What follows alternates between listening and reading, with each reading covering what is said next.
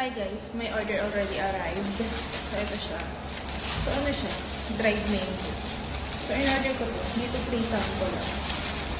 In-order ko yung buy one take one. So ngayon ko lang talaga siya bubuksan. So, yung ano to, yung anghang-anghang. Siyempre, may hampas. So ito siya. 100 grams. So, open na to.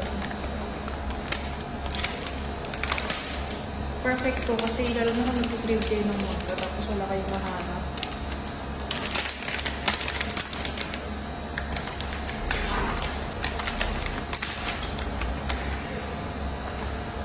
Perfect. Napakamura na ito.